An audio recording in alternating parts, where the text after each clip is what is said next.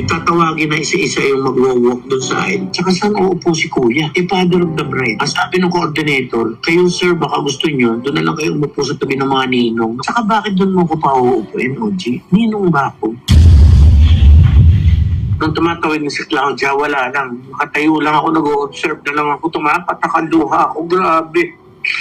It's one of the most painful part ng buhay ko na Iniiyak mo yung hindi ka nakalakad. This is not about you. You should be, wow, crying because, oh my God, ang ganda ni Claudia. Tungkol pa rin sa iyo to. Ang parents' love is a sacrificial love. You know? We sacrifice for our children. Binigay mo na sana yung araw na yun sa bata. Hindi mo na nga pinalaki. Hindi mo na nga inalagaan. Hindi mo na prinotektahan. Bigay mo na yung happiest day of your life sa kanya. Okay, mga babayan, usapang showbiz naman po tayo ngayon, ha? Pahinga muna po tayo sa politika. Nakakaumay na po ang politika. Masakit na sa tenga, masakit pa sa mata, mga babayan. Dito po tayo sa showbiz naman kay Dennis Padilla, mga babayan. Trending po to palagi, vlog viral po ang ganyang budol na comment. Yung comment niyang nabudol niyo ko doon sa kuha ng kanyang anak sa Instagram. Ito pong si Dennis Padilla, mga kababayan, ay marami pong sinabing sama ng loob doon po sa nangyaring kasal ng kanyang anak na si Claudia Barreto, mga kababayan. Anong mapanood po natin to, awang-awa po tayo sa kanya, mga kababayan. Pero nung napanood ko po ang sagot na Marjorie Barreto sa mga pinagsasabi niya, mga kababayan, na binubudol pa lang itong tayong hinayupak na to, mga kababayan. Tuloy po natin itong yung paawa effect ni Dennis Padilla, mga kababayan. Tamalikad ako kasi ayoko makita yung nanay ko. Naumiyak ako. Magulgulan nanay ko sobra. Sabi ko lang sa kanila, Mama, ano ba nangyari? Di ba ako po? Natin yung walang boses niya habang later, parang umiiyak siya. Tayo lang talagang gusto niya maawa yung mga madlang people sa kanya, mga kababayan. Yung kaawaan siya. Sabi naman po ni Marjorie Barreto, mga kababayan, hindi naman po umiiyak yung nanay ni Dennis Padilla. Makikita niyo po sa picture, may mga pinakita pong picture doon. Inalalayan pa po ni Marjorie Barreto yung nanay niya, mga kababayan. Father of the bride, sabi po sa akin, just follow the program that I gave you. So wala po kaming magawa. Ako pakilamdam ko lang, kaya sinabi niyo na hindi na tuloy yung kasal. Siguro ayaw niyo na akong pamunti. Sabi nila ako yung toxic. Talaga ba? Hindi mo alam.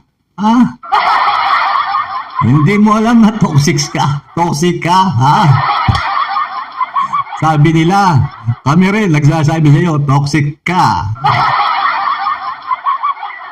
Tinatanong niya pa, toxic daw ba siya? Totoo ba? Sabi niya, totoo ba?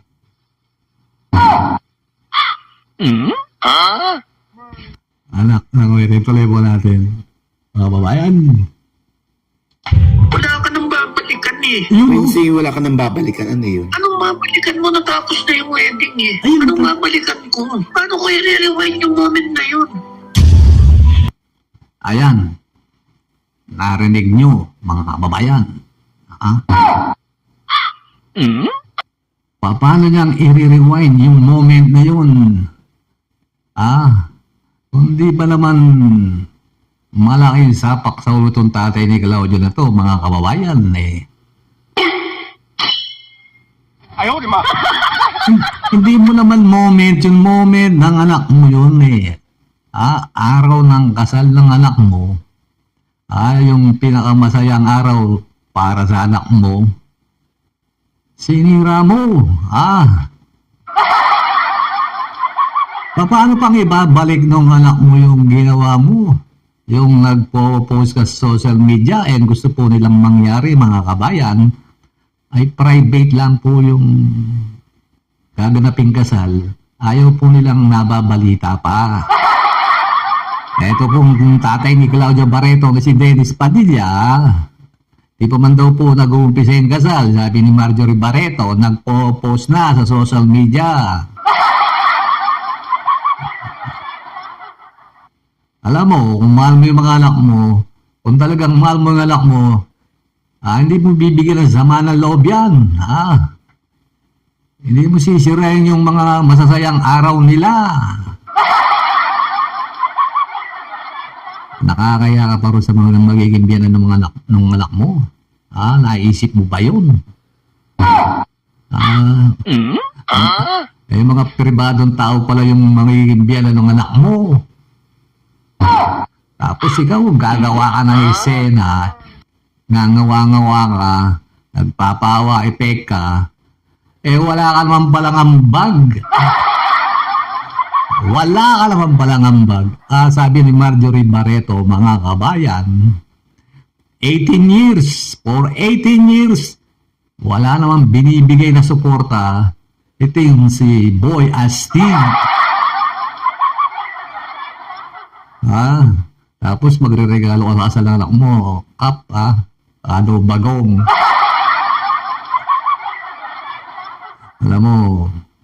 Alam nyo mga kababayan, talagang tunay na tatay na nagmamahal sa kanyang mga anak. Ito kung magbibigay ng proteksyon para sa kanyang anak, hindi mo bibigyan ng sama ng loob, hindi mo siya hayang masaktan, hindi mo siya hayang lumuha. Ayun po ang tunay na tatay nagmamahal sa kanyang mga anak. Hindi tulad nitong tatay ni Claudia na si Dennis Padilla. Makasarili ka, iniintindi mo yung damdamin mo. Hindi mo iniintindi yung damdamin ng anak mo. Kung ano ba'y nararamdaman niya nga. Kung ano ba'y nararamdaman niya sa ginawa mo. Tinaiya mo siya sa mga tao. Binaba sila. Dahil sa ginawa mo, akala nila talagang napakasama nila. Na masama silang anak. Ayun ang gusto mong palabasin Ayun gusto mo yung makuha ng simpatya ng mga tao. Narcissist ka. Selfish ka. Ayun ang katotohanan. Hindi ka na naiyado sa magiging biyanan ng anak mo. Paano pa yung babalik yun? Paano pang i-rewind ngayon yun? Sinira mo na. Meron pa siya sinasabi mga kababayan na ito. Pakinggan nyo na ito. Ito sinasabi pa nitong Boy Astig na ito, kababayan. Ayan, pakinggan nyo. Number 2, it's done. It's finished. Done. Yung iba magugulan, ano to, tinatapos na ni Dennis yung relasyon niya sa kanyang anak. Yes. Ako na masusunod ngayon, hindi na sila.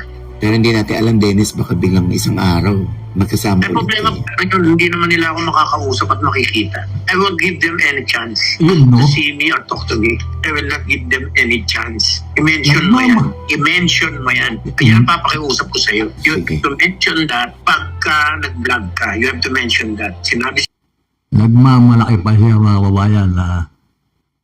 I-mention mo yan. Na hindi na raw siya makakausap.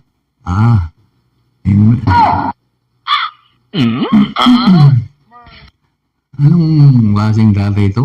Kulang sa atensyon tong hinayupak na to, mga kababayan. Similya lang ang bag mo, Wala ka naman palang bibigay na suporta.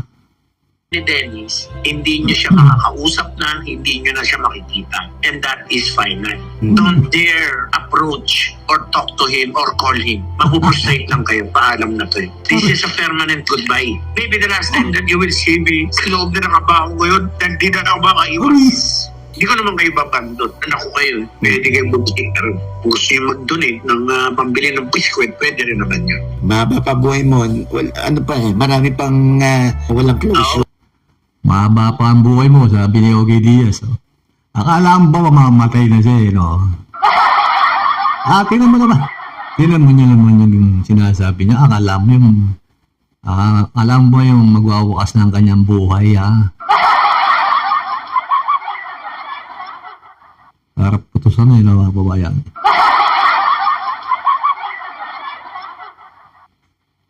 Makikita na lang daw siya pagka nasa loob lang siya ng atahol. Pero pa akong anak nasa maliliit.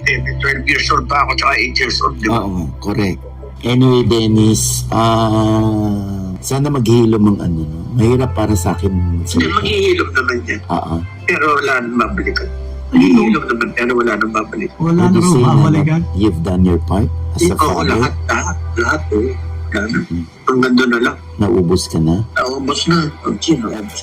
Oji, alam mo kung saan ako nanggagaling.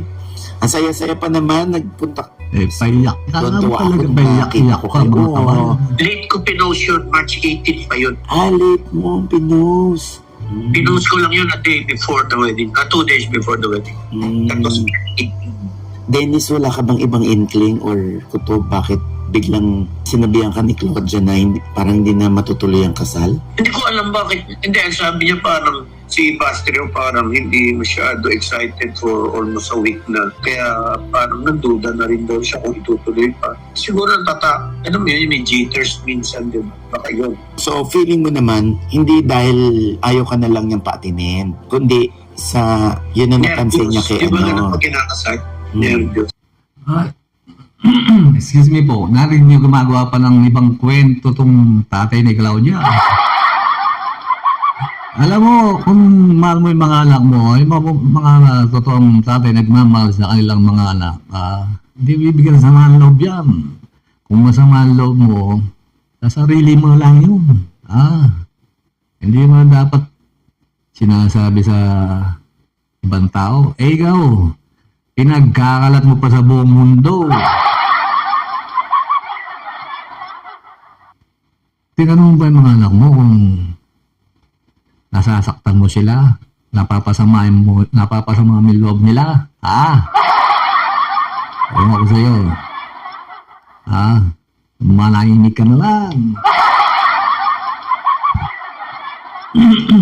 Wala ka naman palang ambag. 18 years di ka nagsusustento. Tapos kung maka-emote ka, wagas. Ay, nako talaga. Malalaos ka na lalo niyan.